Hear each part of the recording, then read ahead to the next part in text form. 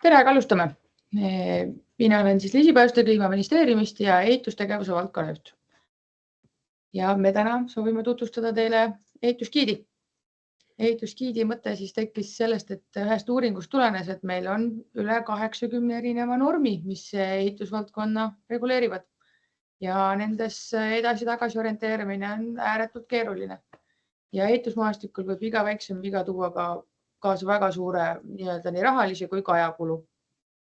Ja seega siis me hindasime ka seda, et õigusloome tekst on kohati keeruline, eriti kuna ta on 80 erinevas asukohas.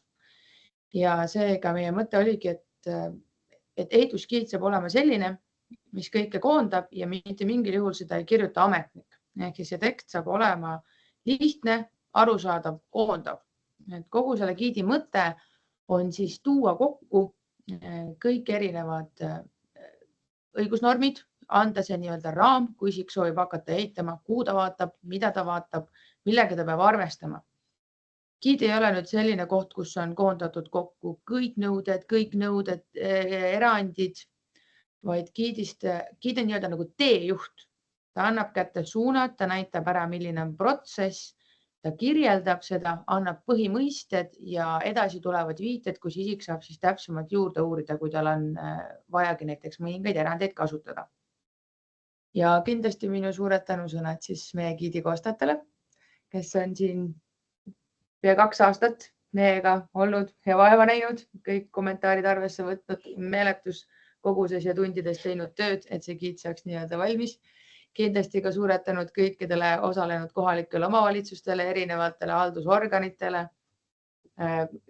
liitudele, tavaisikutele, et siin on kasutajauuringud on olnud väga-väga laiad.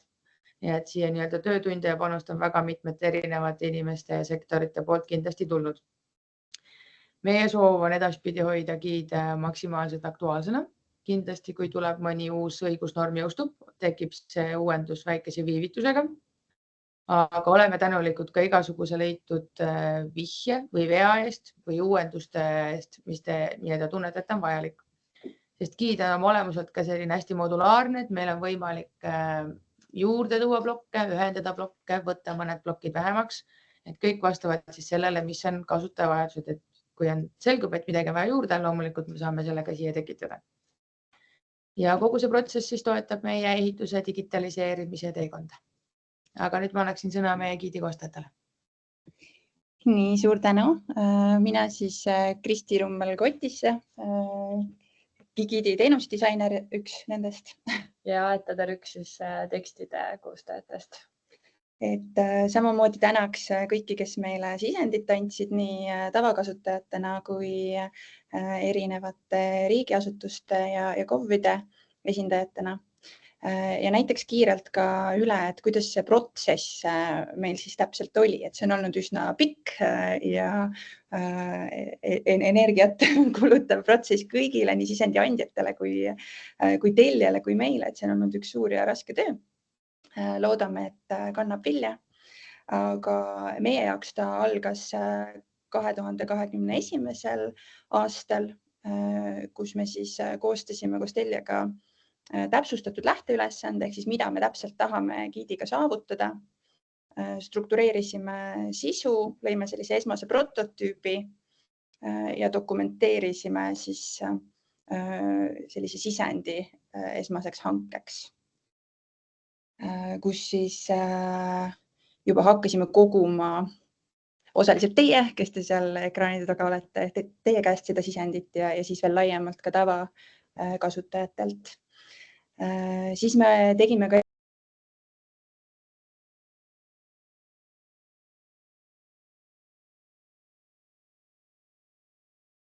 Hetkel läks teil mikrofon kinni.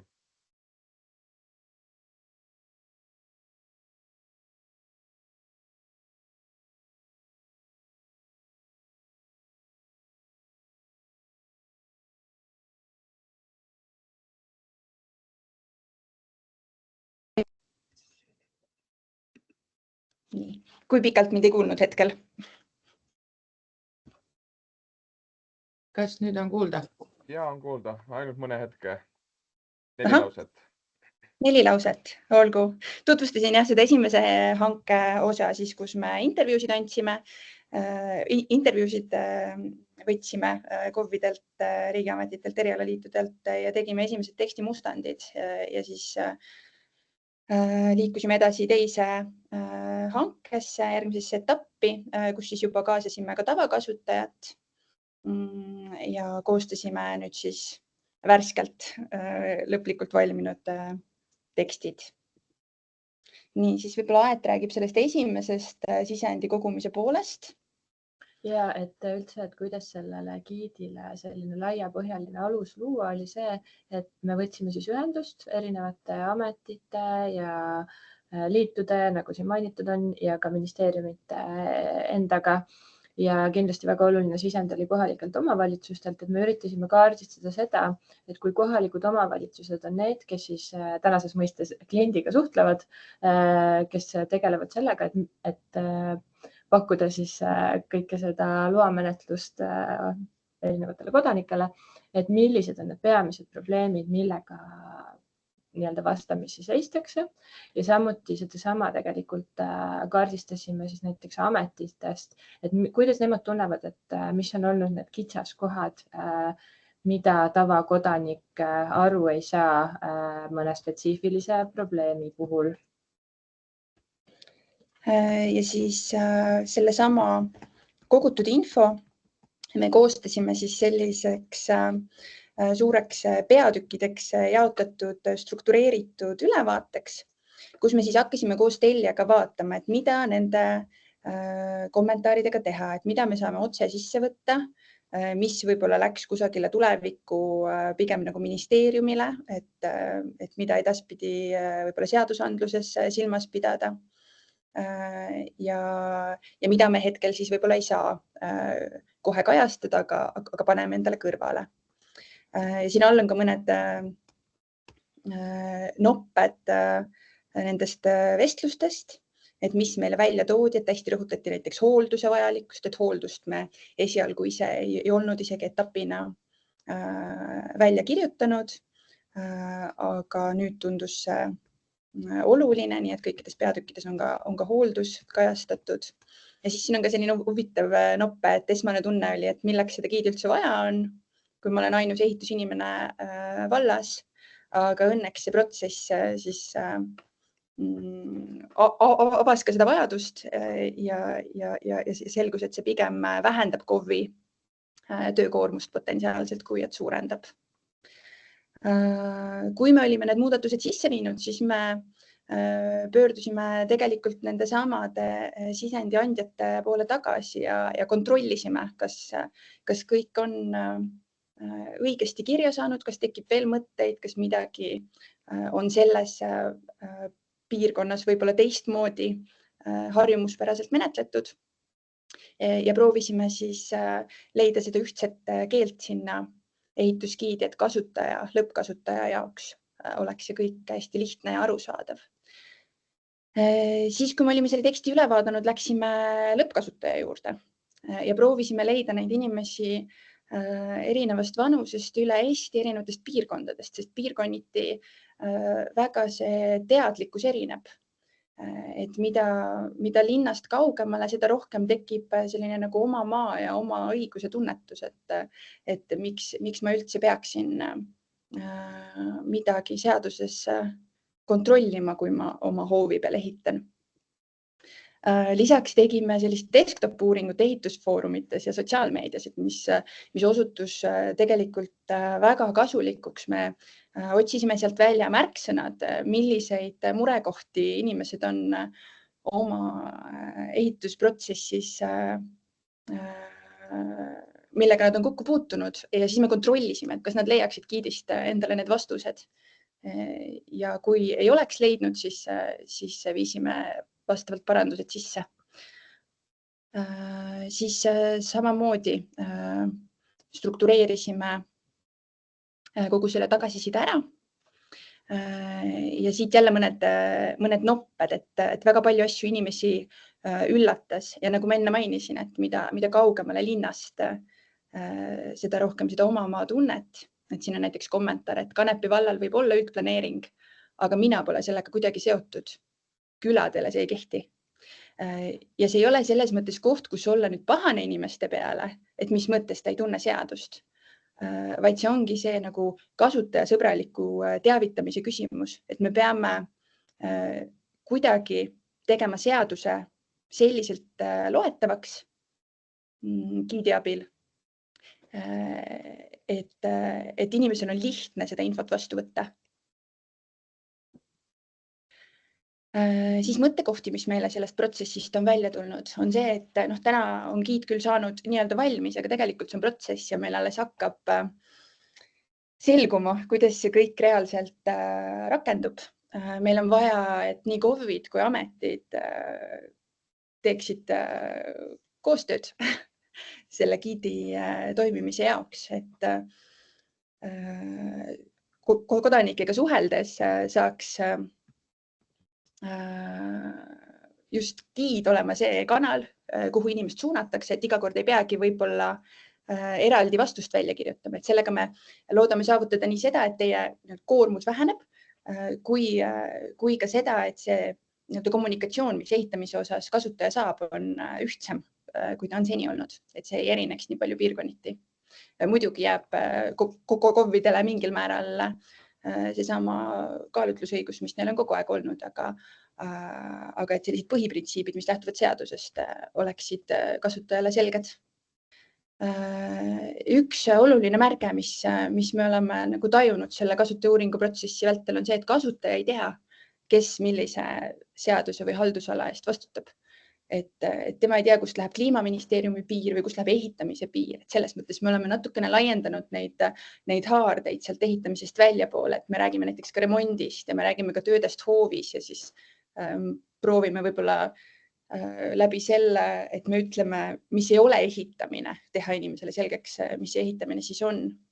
Hästi oluline, mida me ise tunneme, on selle protsessi juures olnudki see, et me oleme nagu ministeeriumid ja KOV-id ja erinevad ametid toonud nagu korraks kas või ühe sellise mõttelise ehitusgiidi laua ümber, et me oleme saanud natukene termineid kombata, võib-olla ühtlustada, luua mingisugused ideed, kuidas edaspidi seda nagu voogu parandada, mis kasutajani jõuab. Veebi kontekstis, mis on hästi oluline, on see, et kasutaja ei loe lineaarselt. Ja see on üks põhjus, miks ma soovitaksin edaspidi nii ametitel kui KOV-idel võimalikult vähe infot anda PDF-idena. Ja teine põhjus on siis ka see, et see info värskus jääks alles. Et te võiksite ka võimalikult palju infot tuua ikkagi oma kodulehele, et see, millele me viitame, oleks pidevalt uuendatud, sest nii lisa 1 ja lisa 2 PDF-idena kui ka igasugused juhendmaterjalid ju tegelikult, kui inimesed need laadivad alla enda arvutisse, salvestavad, vaatavad 2 aasta pärast, siis see on juba aegunud info. Et tekstide koostajatena me tajusime, kui keeruline on tegelikult leida värsket infot ja giid peaks nüüd olema see nagu värske viimase seadusandluse leidmise koht. Ja siis üleüldine kasutajasõbralikkus, et meil on olnud siin kogu aeg silmis nagu see persona, kes on pigem siis selline, me oleme teda nimetanud tädi Maaliks, aga tegelikult seda ei tohiks võtta üks ühele. See peaks tähendama seda, et tõesti, et me peame ehituse tegema selgeks ka vanaemale, aga seejuures me oleme kõik ise tegelikult need vanaemad või need tädimaalid, sest et me teame oma valdkonnast, kui me oleme spetsialistid, või siis me teame nagu nii palju, kui me kasutajana ühest seadusest leiame, aga tegelikult me peame nagu valdkondade üleselt selle info kokku saama ja see võiks olla üks roll, mida giid täidab, aga siis mitte sellises kantseliitlikus seaduse keeles, vaid tõlgendatud kasutajasõbralikus keeles. Nii, näitan siin korra, milline oli giid paberil, enne kui ta siis arendatud keskkonnaks sai. Et see struktuur sündis meil ka koostöös tellijaga pikas protsessis, et kuidas üldse jaotada, sest et me ei jaota neid teemasid päris nii, nagu seadus seda teeb. Näiteks meil on eraldi rajatis ja tehnosüsteem. Ja seda just selleks, et kasutajale neid kahte sisu selgemini edasi tuua. Siit on veel mõned nopped just sellest nagu sotsiaalmeedia leidudest, mis näitab ka seda, et inimene vaatab ehitusseadustikku, kui ta sealt vastust ei leia, siis ta arvab, et reegleid ei ole, aga tegelikult võib kuskil olla veel mõni määrus, võib olla mingisugune TTJA juhend või võib-olla Päästeameti nõuded. Et me loodame giidiga sellised olukorrad ära lahendada ja ka sinna ehitusfoorumitesse rohkem selgust tuua. Et siin ongi näha, kuidas me sellise lihtsa keele abil, et me ütleme, mis ei ole siis remont või mis ei ole ümberehitamine või mille jaoks ei ole luba vaja, loome selle tegeliku arusaama ehitusest. Lähteprintsiibid, mis me sõnastasime, oligi siis kasutajasõbralikkus, see, et giid on korraga arusaadav nii tavakasutajale kui spetsialistile ja et see kõik on uuendatav, muudetav, modulaarne, nagu Liisi juba mainis. Peamised kasutajagrupid ongi siis koduomanik, KOV-ametnik ja spetsialist, kes pakub teenust, arhitekt, projekteerija, ehitaja, lihtsalt selleks, et oma klienti toetada selles protsessis. No kõige tähtsam selge keel, et kuidas me kasutajaga räägime. Me väldime kantseliiti, juriidilist slängi.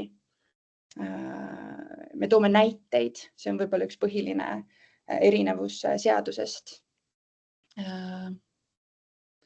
Et inimene suudab nende terminitega paremini suhestuda. Me illustreerime, mis võib tunduda esmapilgul, mis lasteraamat see nüüd on, eks ole. Aga tegelikult see aitab seda konteksti luua, et ma tõesti nagu näen, et mis need kõik elemendid võivad minu kodu või minu ettevõtte, minu lasteaia või ka minu tänavaruumi juures olla need, mida ma tegelikult saan mõjutada ja millele võib-olla on keegi mingisugused reeglid kehtestanud.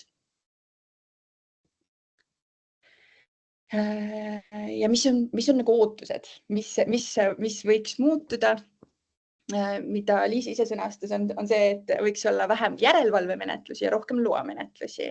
Ja üldse me mõtleme, et võiks olla vähem sellist nagu suhtluskoormust KOV-il edasi-tagasi, et mis nüüd täpselt, mis on või kust ma seda leian. Et selle võiks giid justkui sellele kasutajale kandikul ette anda. Aga me peame ilmselt arvestama, et kui giid on edukas, siis meil tõesti loamenetluste hulk suureneb. Siis me tahaksime, et kodud oleksid ohutumad ja ka need väikeettevõtted ja tehnosüsteemid. Sest et see ohutus ja see, mis tapab, on just olnud ka kogu aeg üks printsiip giidis, et see, mis tapab, tuleb kindlasti ära selgitada. Siis me tahaksime, et kasutaja viibiks lehel natukene kauem kui hetkeks, et ta ei hüppaks kohe mujale. Seda me saame tegelikult ka nagu mõõdikuna jälgida, et kui kauaks ta lugema jääb. Ja ootame siis väga ka neid ehitusfoorumite lugejaid ja saabujaid Google'ist, et hakkame kindlasti jälgima, kust need inimesed tulevad. Ja KOV-idele meil on võib-olla see ootus, et kui teil tuleb neid uusi küsimusi ja päringuid seoses ehitusgiidiga, et kuidas ma seda leian, mis see tähendab ja on midagi, mida giidis veel ei ole, et siis ministeeriumile võiks kindlasti edastada neid täiendusi, mida me võiksime teha, et see veelgi kasutajale ligipääsetavam oleks. Nii, ja lähekski siit otse sinna giidi. Aadressi on siis ehitusgiid.ee. Jaotatud on ta 4 põhiteemaks. Meil on elamu, mitteelamu, rajatis, tehnosüsteem ja tehnorajatis. Ja siin ongi võib-olla see koht, kus need illustratsioonid aitavad kasutajal seda õiget teemat valida. Et me ei saa eeldada, et iga inimene teab, mis on rajatis ja seadus meid ka selles osas ei aita, sest rajatis on see, mis ei ole ehitis. Hoone. See ei ole hoone. Nii et loodame siin piltidega natukene abiks olla.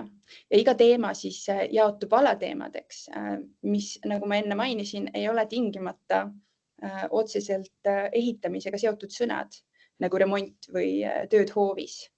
Aga ka siin me tahaksime määratleda need raamid, kust ehitamine algab. Ehk siis me räägime, et sa peaksid sellegipoolest arvestama naabriga. Me räägime sellest, et isegi kui loakohustust ei ole, pead sa vastama mingitele nõuetele. Tuleohutus, planeering, ehituskeeluvöönd. Me räägime sellest, et mõnes kohas ei tohi iseenda hoovi suurt auku kaevata, et võivad olla mingisugused piirangud.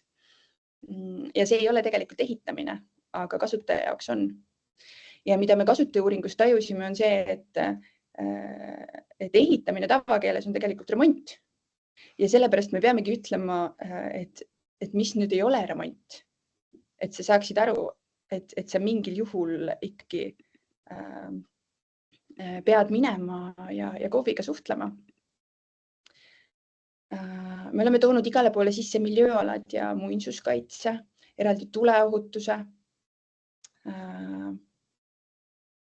Võib-olla ühe olulise printsiibina tooks selle ära, et ehitusgiid ei ole siis järjekordne seadus või järjekordne juhendmaterjal, mida peab lisaks jälgima, vaid ta on kõikide nende olemasolevate seaduste ja määruste selline lihtsas keeles koondatud keskkond ja meie printsiip on olnud natukene Wikipeedia sarnane, et kõik need seadused ja määrused eksisteerivad täpselt samamoodi edasi, aga siit ehitusgiidist peaks see kasutaja leidma selle seaduse või määruse üldse ülesse, et kui ta läheb oma tegevuse põhiselt, siin Kristil oli näiteks lahti elamu ja ta soovib minna näiteks elamut ümber ehitama hakata, ta saab siit ehitusgiidist sellise lihtsa kokkuvõtte, et millised on peamised teemad üldse, millele tähelepanu juhtida, aga kõik, mis siin kokku toodud on, viitab edasi ikkagi otse seadusesse, et kasutaja kui ta soovib täpselt seaduse teksti lugeda, et ta leiab selle ka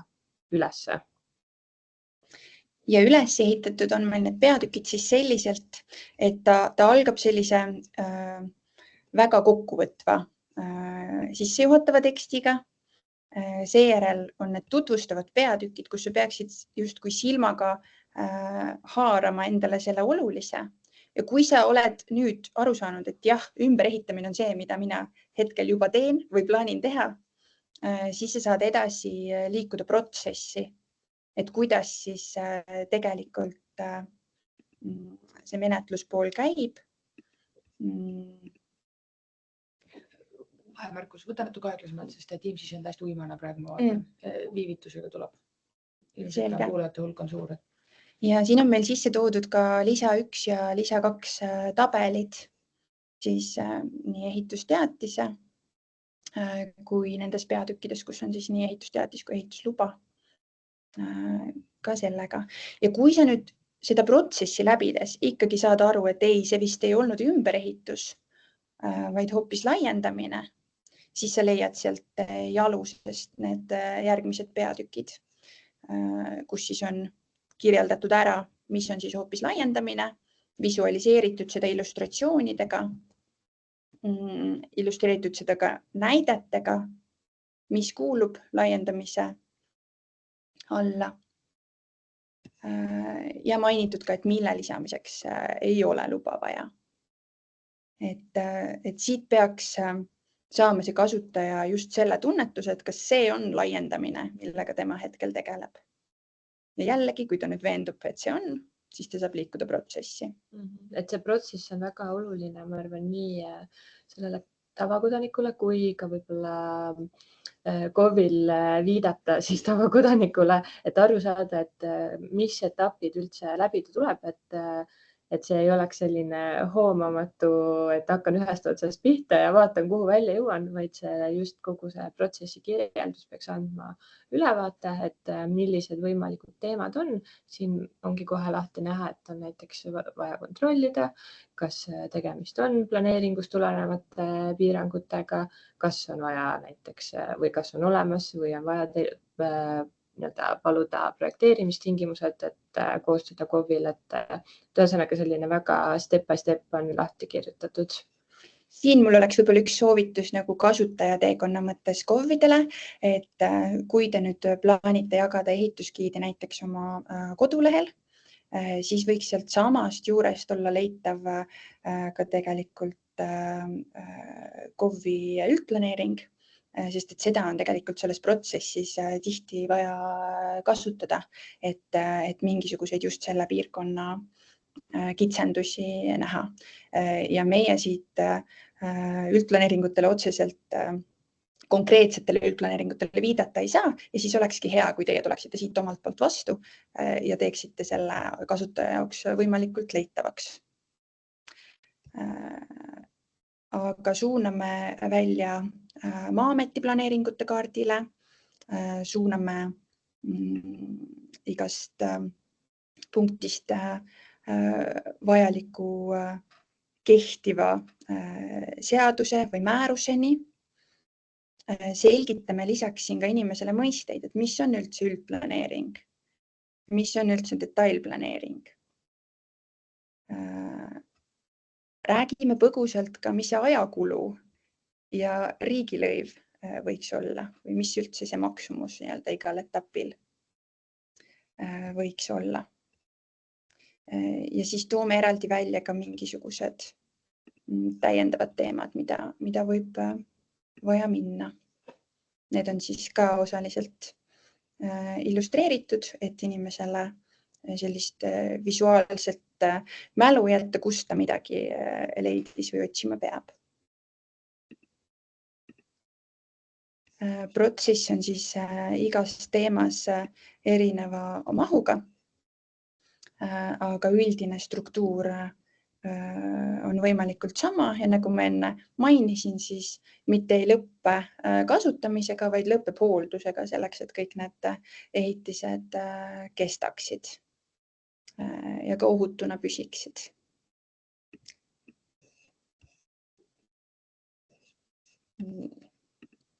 Ja siis meil on nii elamu kui ka mitte elamu, aga mitte sellisel nagu supermarketi tasandil või väga suure avaliku hoone tasandil. Aga mõeldes võib-olla selliselt, et kui kodanike algatusel või mingisuguses kogukonnas midagi luuakse, kui väikeettevõtlust harrastatakse, et kas siis need tingimused saab justkui siit teada. Ja meie eesmärk, kuna neid kasutusfunktsioone mitteeluhoonete puhul on väga palju, siis meie eesmärk tegelikult ei olnud neid kõiki läbinisti siin neid juhendeid kokku kirjutada, vaid pigem anda jällegi just sellele kõige levinumatele funktsioonidele sellised esmased viited kätte, et me eeldame, et kui tegemist on spetsialistidega, professionaalsete arendajatega, siis nendel on see teadmine nagunii juba olemas, et nendele seda ehitusgiidi võib-olla nii palju ei olegi vaja, vaid pigem just väikeettevõtjale, väiksele koolile, raamatukogule, spordiasutusele, et nemad saaksid selle ehitamisega seonduva infosid kätte.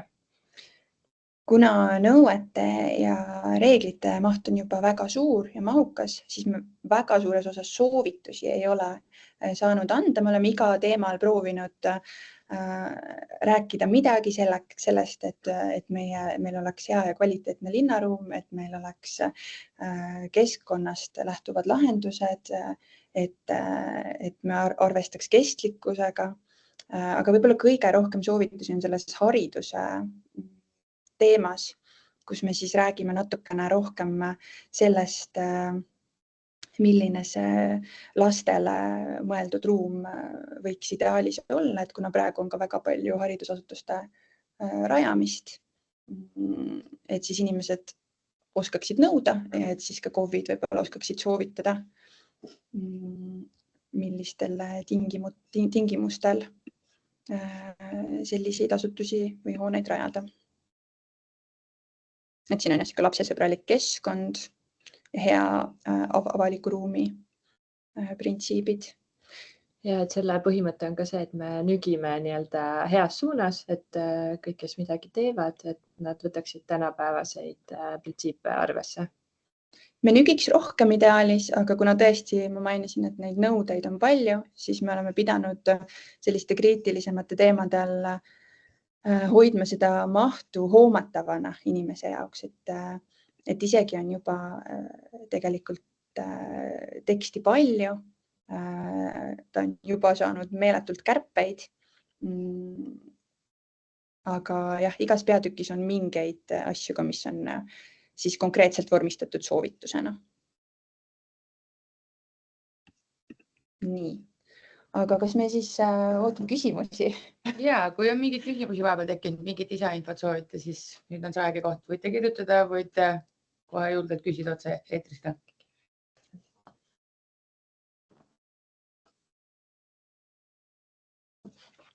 Kristi, palun. Ja tere, kas mind on kuulda? On hästi kuulda.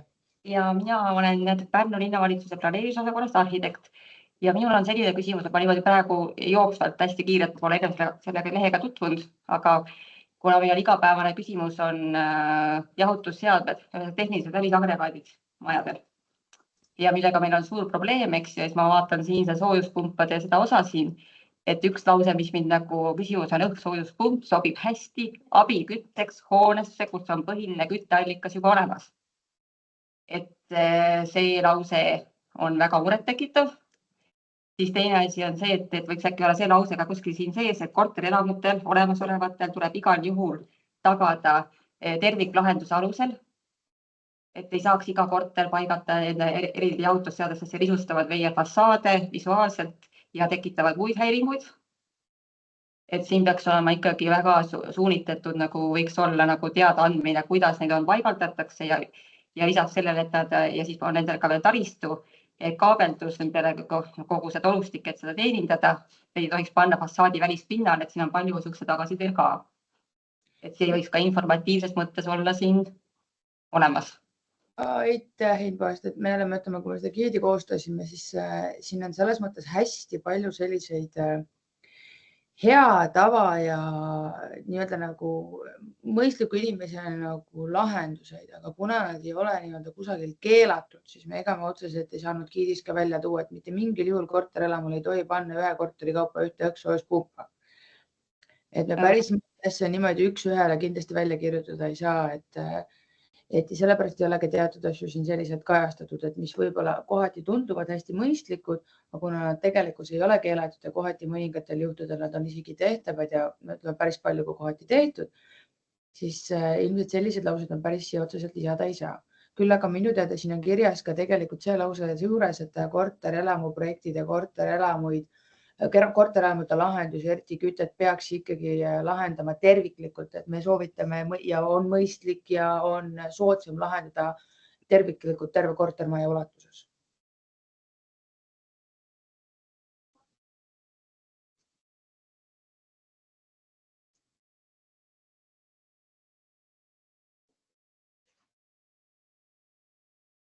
Võib-olla veel küsimusi? Vaatame siin Teams ka. Otsingu funktsioon.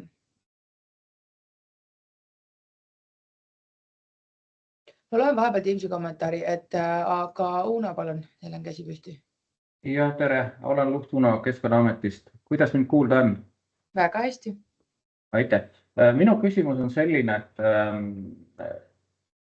kas on kavas panna ka looduskaitseseaduse alusel piirangud või sätted sisse, mis puudutavad just ehitamist, näiteks ehituskeeluvööndit või viited kaitsealadel ehitusalaste piirangute kohta, mis puudutavad just Keskkonnaameti nõusolekuid ja kooskõlastusi?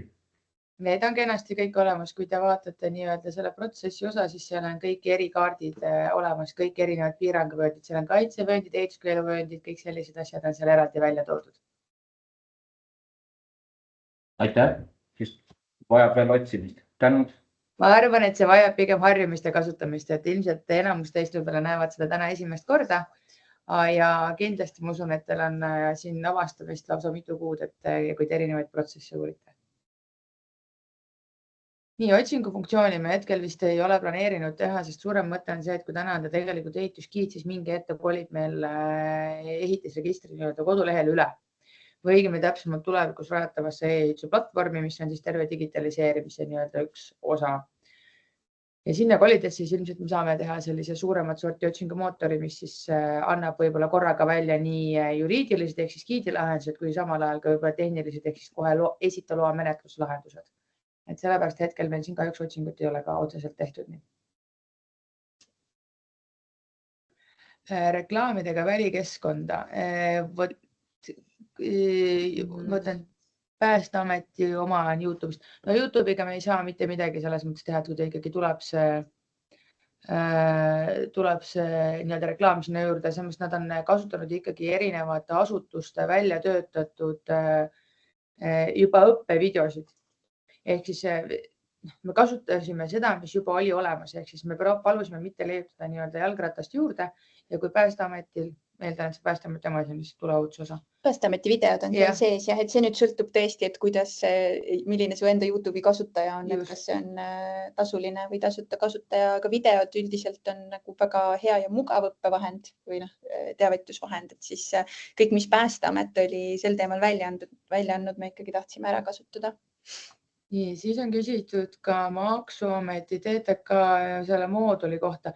Ei, hetkel me ei ole olnud arutelu selle lisamiseks, aga kui te hindate, et see on vajalik, siis te võite kindlasti selle informatsiooni saata, et kuhu, kuidas ja mis mahus võiks olla kajastatud. Siin ma saan aru, on toodud esile, et on lingi probleem. Selle me vaatame, saame ära vaadata üle. Ma saan aru, et linkidega tehakse meile selline olukord ka, et kui link on katki, siis ta saadab meil automaatteavituse. Aga no riigi teate ilmselt peab olema selline, et kus nagunii on, tuleb vajutada seda klikki, et on kehtiv õigusakt. Et seal ilmselt peab ikkagi selle nupule vajutuse ära tegema. Ei, enamus linke meil on leia kehtivaga sees, et kui siin on mõni, mis on jäänud ilma selleta, siis see on viga ja parandame ära.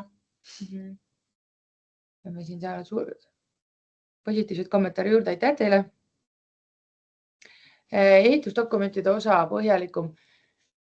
Mis mõttes põhjalikum, küsis kohe juurde, et kas peate silmas seal nii-öelda näitikustatud loetelu?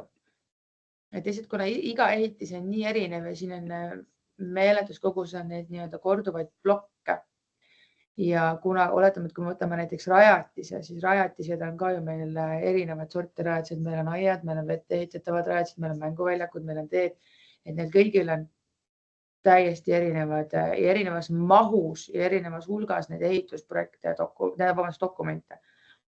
Et selles mõttes me leidsime, et see ei ole hea mõte, kui me siia toome nii-öelda kinnise loetelu, sest tegelikkuses ei ole siin tegemist ka kinnise loeteluga. Me tõime lihtsalt nii-öelda esile, mis on need peamised asjad, mis igal juhul peaksid olema olemas. Lõigiveevumäärad on muutunud, täpsustage võib-olla millised. Et siin on küll üleskutse palvedele kõigile, et kui mingi õigusakt hakkab muutuma, te teate, see on just nii-öelda ministeeriumitele, õigusloojatele või isegi haldusorganitele, kes nii-öelda tegelevad, et andke julgelt märku, me valmistame eos ette ja kanname kõik uuendused giidiga sisse. Kui te leiate giidis vea, andke samamoodi julgelt märku, kus on viga, samamoodi üritame võimalikult kiiresti ja selle nii-öelda vea ära parandada.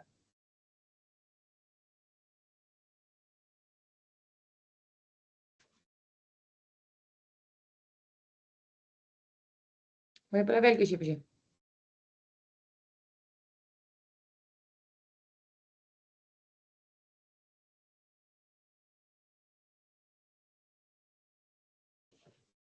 Aga kui rohkem küsimusi ei ole, siis head tutvumist teile ja andke meile märku siis, kuidas teile meeldib. Ja suur-suur aitäh veel kord siis meie koostajatele ja koostööpartneritele.